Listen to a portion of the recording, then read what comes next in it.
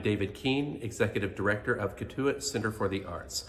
Welcome to the second in our monthly series of programs inspired by the Black Lives Matter movement. In a few moments, our program, hosted by Robin and Jim Miller, will begin. But first, I'd like to invite everyone to come to the gallery and see a beautiful exhibition that includes some work upstairs, this gorgeous painting of Richard Neal's behind me of Kendrick Lamar.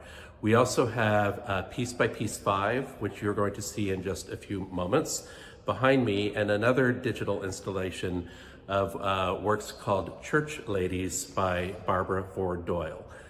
These exhibitions are also part of our Black Lives Matter series. Piece by Piece 5 is a collaboration among Cape Cod's artists who have participated in the past in a large-scale collaborative art installation here at the center. After the murder of George Floyd, we decided that we would do a virtual version of Piece by Piece 5. This time, we asked the artists to submit images and words that inspired them to create some sort of a statement based on the protests that followed that horrific event. So I hope that you'll come check out the work at the center in person. It's always more beautiful in person. And I am so thankful for Robin and Jim Miller, who really are working with us to create this monthly series of programs, one of which you are about to see. If you come to these series in person, there's a very meaningful talkback that happens with Robin and Jim following the program. So I hope in the future you will consider that. And you can check out information about when the upcoming series are and the contents of them on our website. Now, without further ado, here is the premiere of Piece by Piece 5.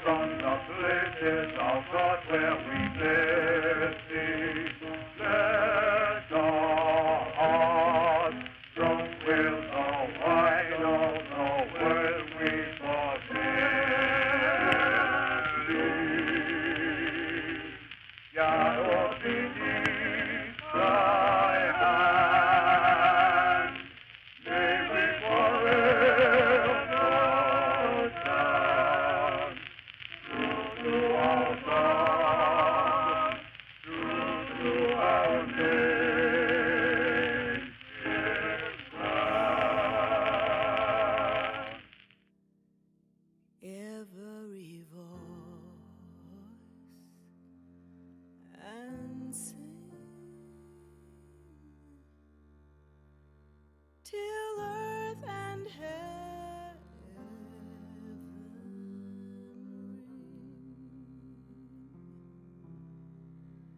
ring with a harmony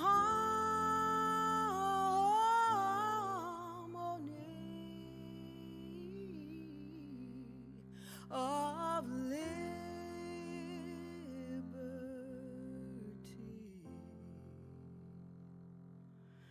Let our rejoicings rise high as the listening skies. Let it resound loud as the rolling sea. Sing a song full of faith that the dark past has taught us.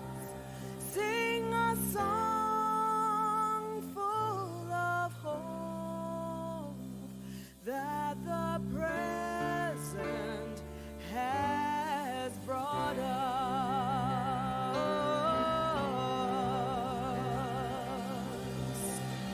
Facing the rising sun of a new day begun.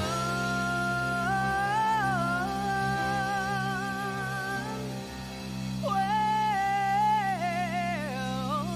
let us march on till victory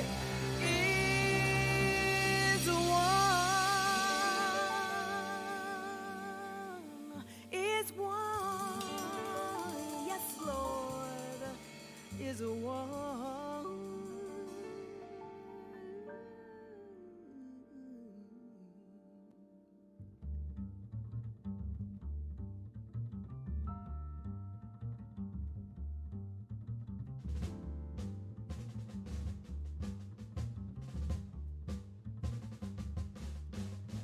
America,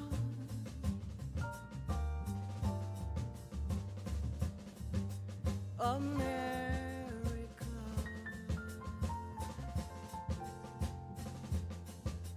God shed His grace on thee,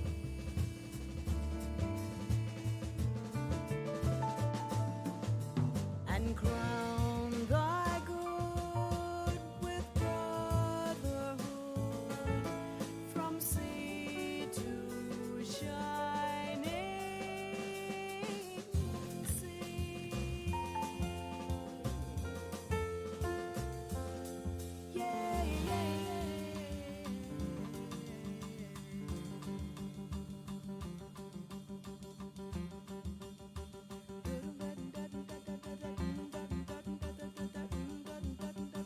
let us march on.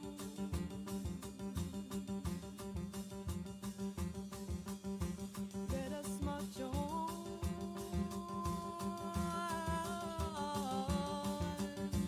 Let us march on till victory is won. Let us march on till victory is won. Let us march on. Let us march on. Hey, let us march on till victory is won. Let us march on till victory is won. Let us march on till victory is won. Let us march on. Let us march on till victory is won. Let us march on till victory is won. Let us march on till victory is won. Let us march on till victory is won. Let us march on.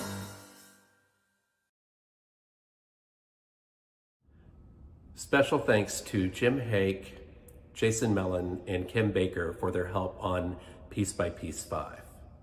Now, just a few short words before our main presentation. Again, shortly after the murder of George Floyd, I reached out to Robin and Jim to see if they'd be willing to come to the center and just have a conversation about race. It was a very personal thing for me, and I was grateful that they were willing to come and sit on the patio and talk for what ended up being about 3 hours. And after our conversation, the brainchild of having this monthly series really designed to have a theme, but it's more important to have a dialogue and a conversation about race. And I couldn't be more proud of the center for hosting these series and for the beautiful friendship that is developing now with Robin and Jim. I'm sure that you will feel the same way, and I hope you enjoy our presentation of The Negro Speaks, Langston Hughes, a presentation by Robin and Jim Miller. Enjoy.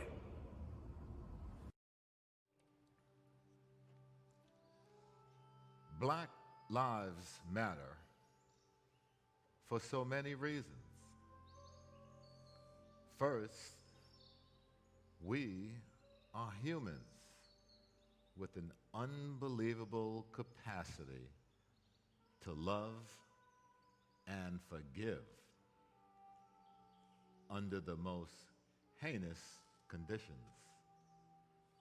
while helping to build a country that has been determined to suppress our growth and even cut off our very lives.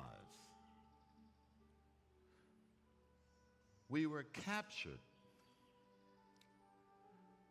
brought across a treacherous ocean,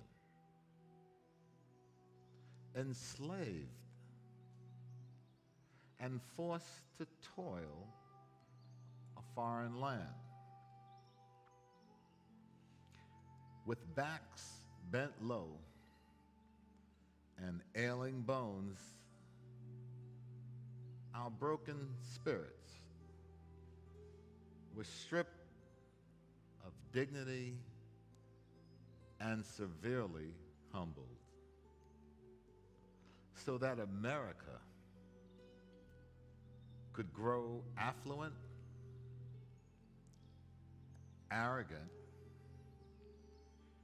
and overly proud,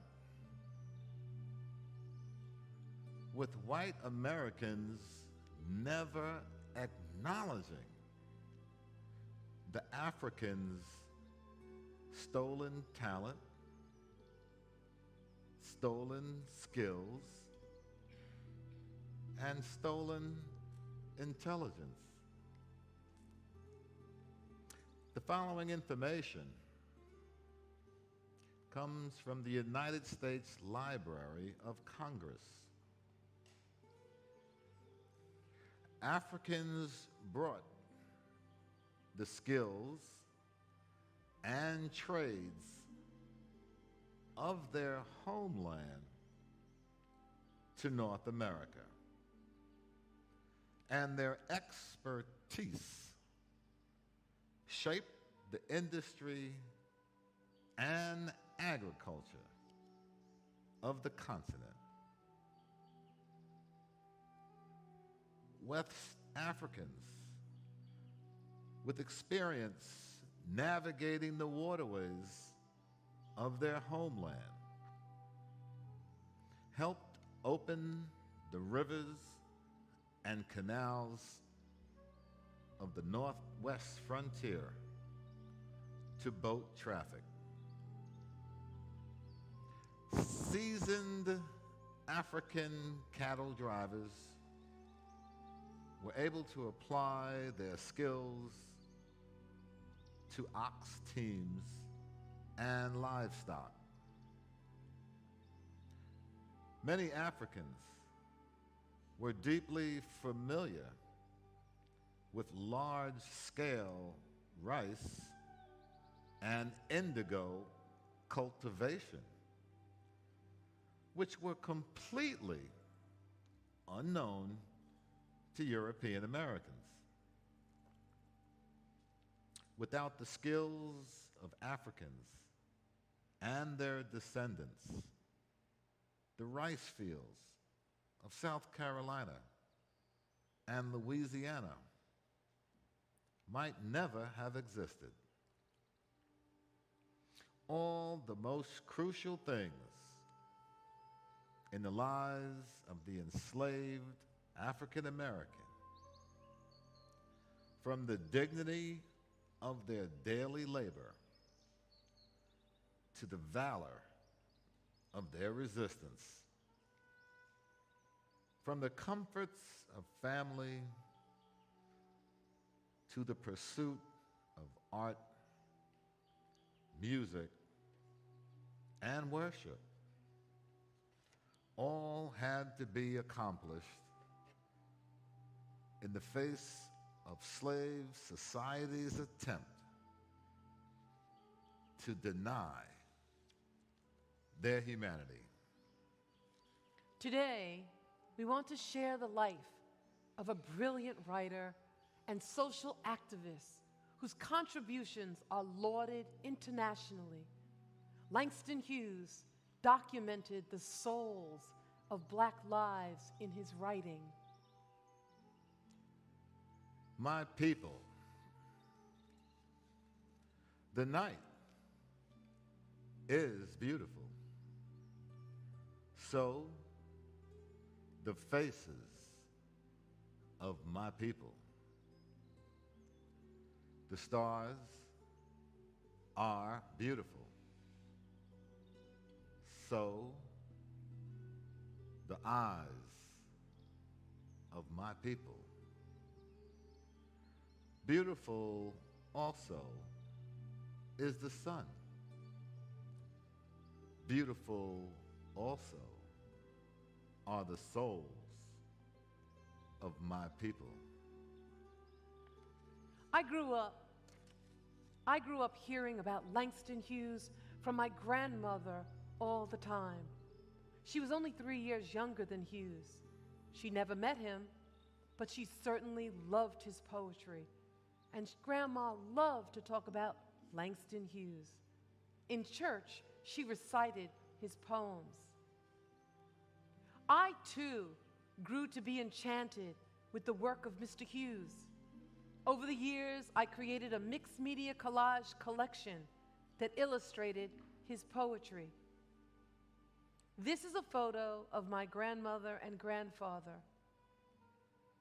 I dedicated this illustration to my grandparents. Reasons why. Just because I loves you, that's the reason why. My soul is full of color, like the wings of a butterfly. Just because I loves you, that's the reason why. My heart's a fluttering aspen leaf when you pass by. This poor man looks good, but Dressed up. I had my clothes clean, just like new. I put them on, but I still feels blue. I bought a new hat, sure is fine, but I wish I had back that old gal of mine. I got new shoes that don't hurt my feet, but I ain't got nobody for to call me sweet. Langston Hughes wrote poetry about the painful experiences of Black people.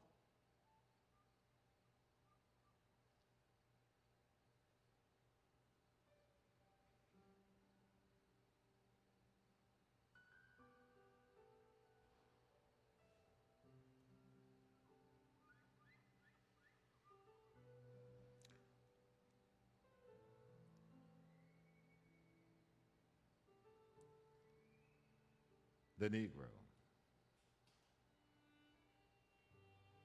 I am a Negro, black as the night is black, black like the depths of my Africa. I've been a slave. Caesar told me to keep his doorsteps clean. I brushed the boots of Washington. I've been a worker.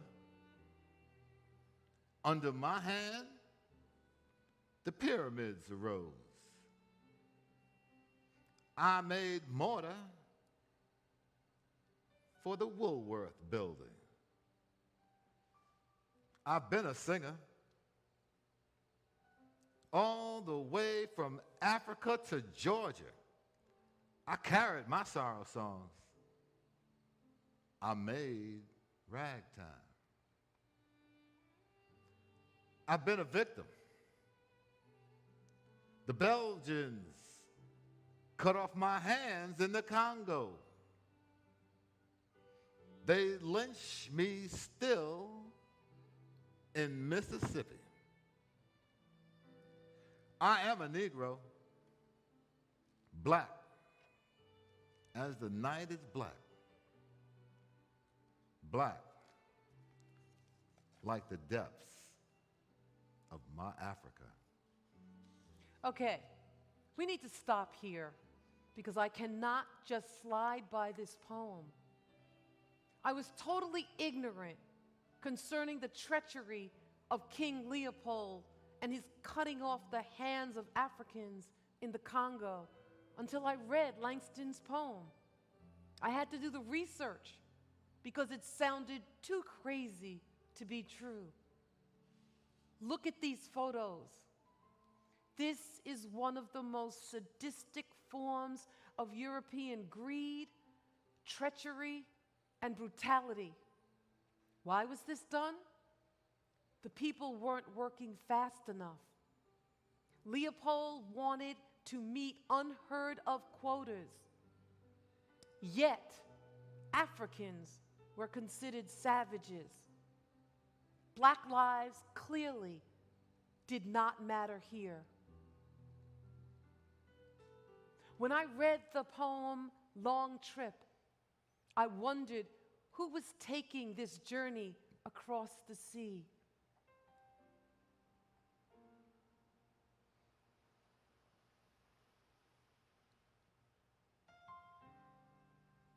Long trip. The sea is a wilderness of waves, a desert of water. We dip and dive, rise and roll, hide and are hidden on the sea. Day, night, night, day. The sea is a desert of waves, a wilderness of water. Whoops, here we go. Then I began to think about the journey that Africans took to America as enslaved people. So I wrote the Middle Passage trip. My ancestors came by way of the sea. Their hearts dipped and dived. Their anxiety rose. Nowhere to hide or be hidden on the sea. The sea is a wilderness of waves. The ship is a prison on water.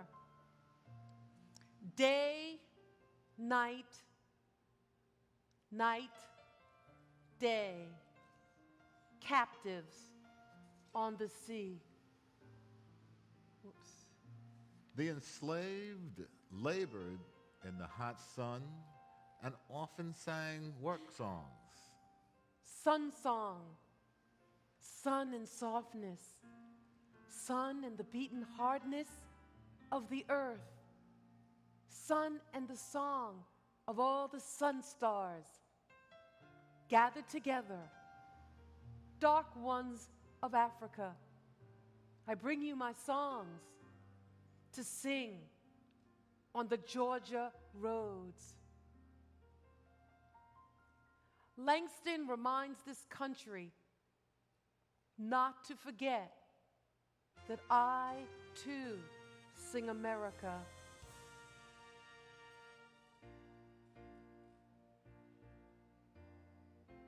I, too, sing America. I am the darker brother. They send me to eat in the kitchen when company comes. But I laugh and eat well and grow strong. Tomorrow, I'll be at the table when company comes. Nobody'll dare say to me, eat in the kitchen then. Besides, they'll see how beautiful I am and be ashamed. I, too, am America. Oh, the relationship between a mother and her son. I have a son, too. Mother to son.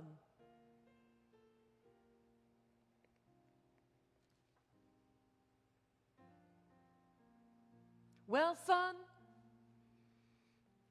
I'll tell you, life for me ain't been no crystal stair. It's had tacks in it, and splinters, and boards torn up,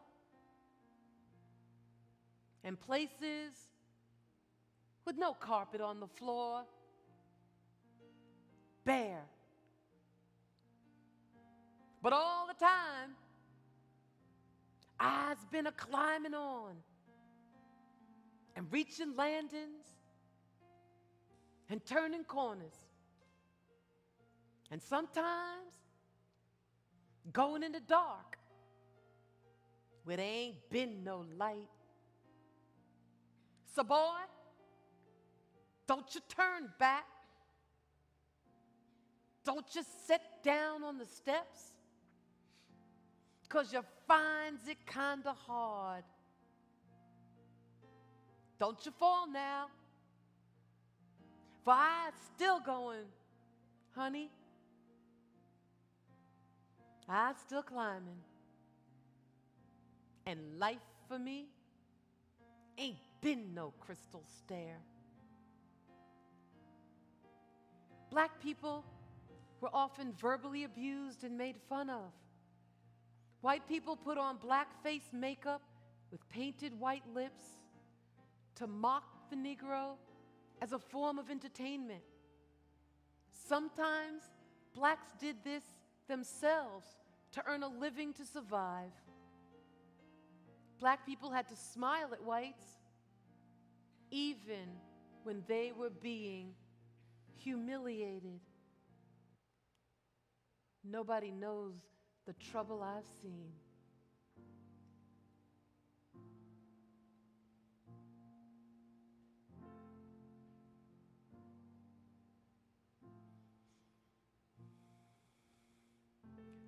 Minstrel man.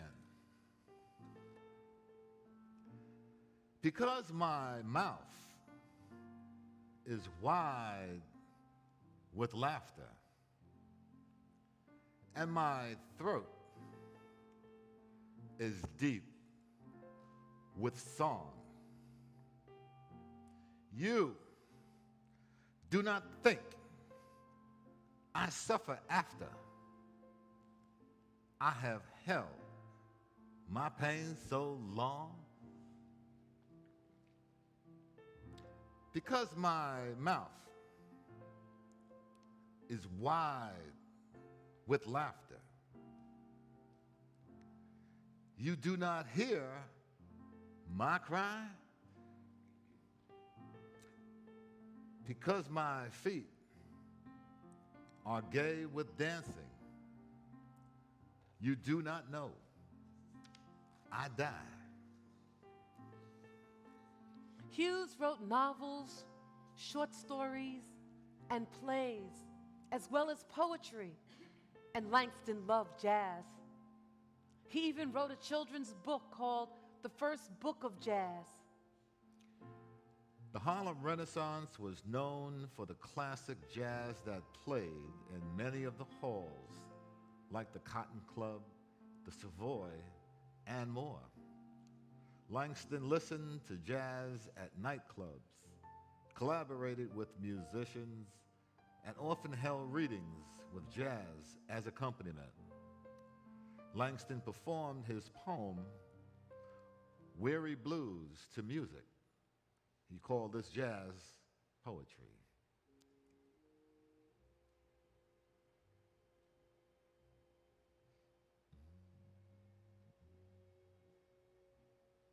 The Weary Blues. Drone in a drowsy, syncopated tune, rocking back and forth to a mellow croon. I heard a Negro play down on Lenox Avenue the other night by the pale, dull pallor of an old gas light. He did a lazy sway. He did a lazy sway to the tune of those weary blues.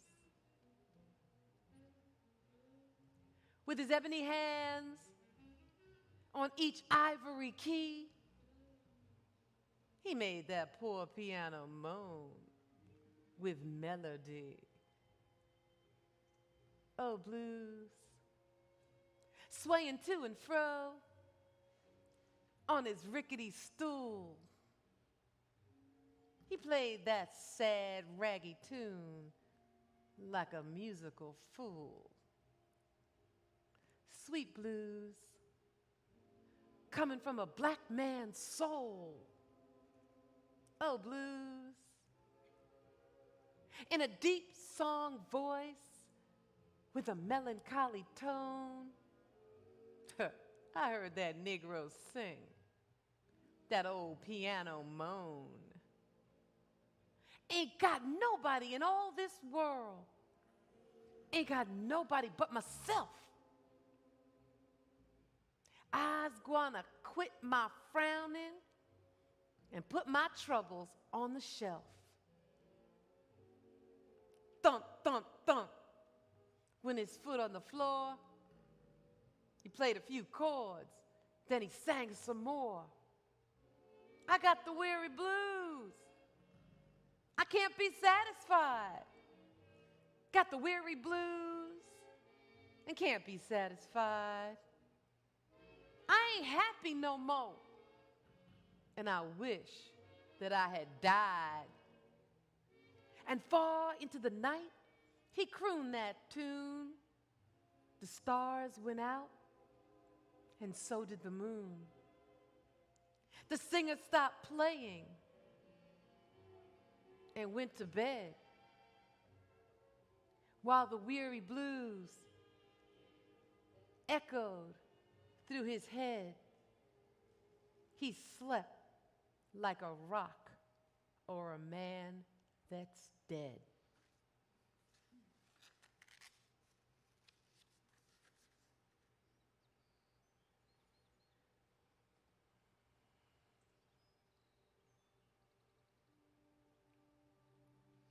Langston Hughes wrote many poems about dreaming.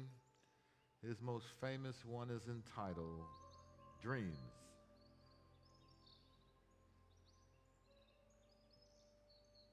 Hold fast to dreams. For if dreams die, life is a broken winged bird that cannot fly. Hold fast to dreams, for when dreams go, life is a barren field frozen with snow. Langston Hughes knew the pain of a people who couldn't even imagine a dream in life, or suffered with the pain of hopelessness, hopeless, unfulfilled dreams because of life's oppression. Harlem is a poem that Langston wrote that is commonly known as a dream deferred. Lorraine Hansberry's play starring Ruby Dee and Sidney Poitier got its title, A Raisin in the Sun, from this poem. When we went to Ghana, we learned about the last bath, or ancestral river, where captives were taken before arriving at the dungeons called slave castles. What about their dreams? What about the things they had planned for their lives? What happens to a dream deferred? Does it dry up like a raisin in the sun, or fester like a sore and then run? Does it stink like rotten meat, or crust and sugar over like a syrupy sweet? Maybe it just sags like a heavy load, or does it explode?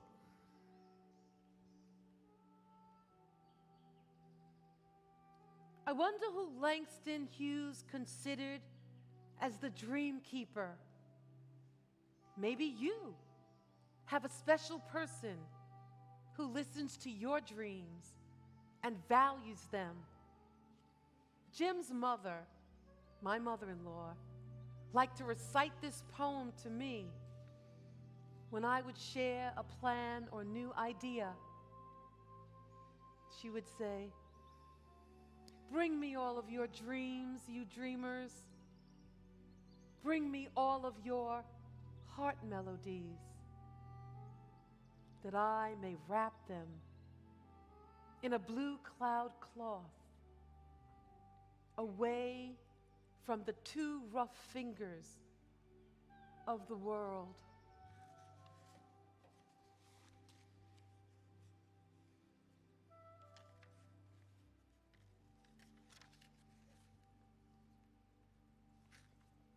I was very curious about Langston's unusual sense of racial pride, because many light-skinned African Americans tried to pass for white, or certainly distance themselves from the race.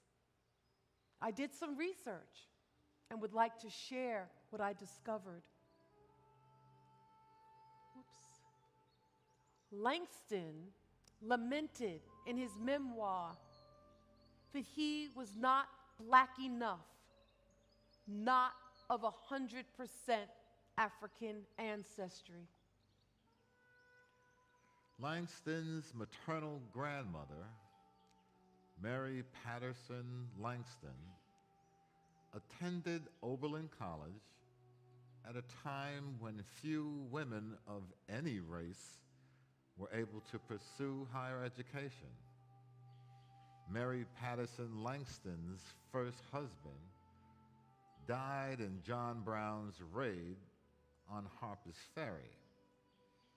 And her second husband, Langston Hughes's maternal grandfather, was an activist for abolition and black education. His grandmother often took her small grandson on her lap and told him stories about abolitionists and courageous slaves who struggled for their freedom. Her tales impressed upon Hughes the nobility of black people and the importance of stoicism and even laughter in the face of hardship. Langston's parents separated when he was young. After graduating from high school in Cleveland in 1920, Hughes decided to travel to Mexico to be with his father. James Nathaniel Hughes had left the United States to escape racism, but also to distance himself from the African American community, whose culture he disdained. His son, who felt such pride in his African American heritage, found this self-loathing baffling.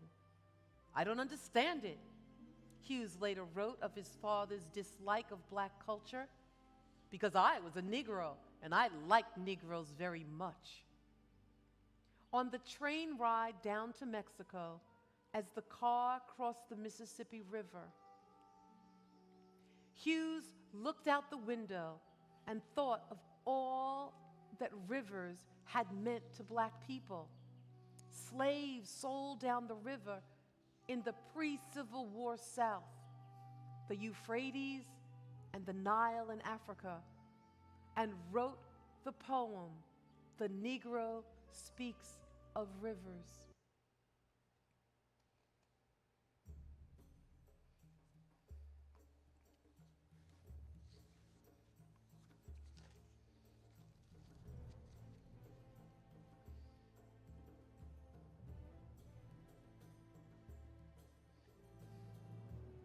I've known rivers. I've known rivers ancient as the world and older than the flow of human blood in human veins.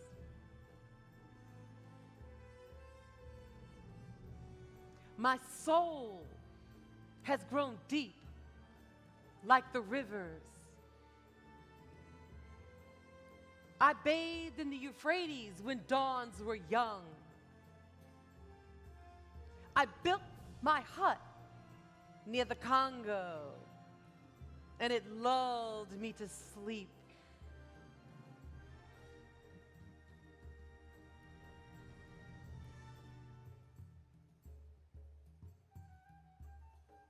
I looked upon the Nile and raised the pyramids above it. I heard the singing of the Mississippi when Abe Lincoln went down to New Orleans, and I've seen its muddy bosom turn all golden in the sunset.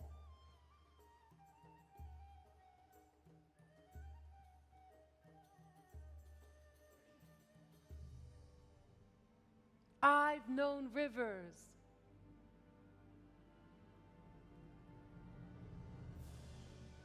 Ancient, dusky rivers. My soul has grown deep like the rivers. We'll let that play out.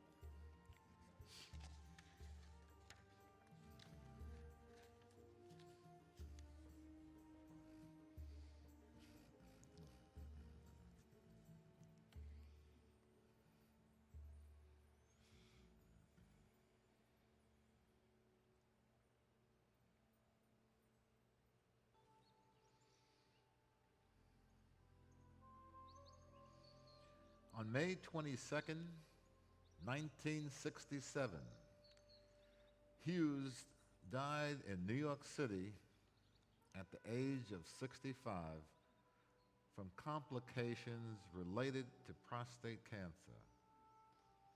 His ashes are interred beneath a floor medallion in the middle of the foyer in the Schomburg Center for Research in Black Culture in Harlem.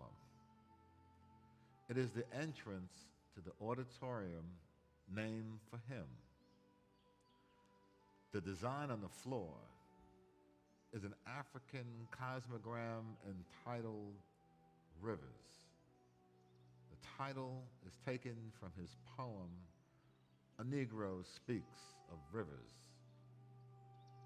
Within the center of the cosmogram is the line, my soul has grown deep like the rivers. Langston Hughes was a literary genius. His life has had a huge impact on many other lives. He held great dreams for the Negro, who was never far from his thoughts or his writing.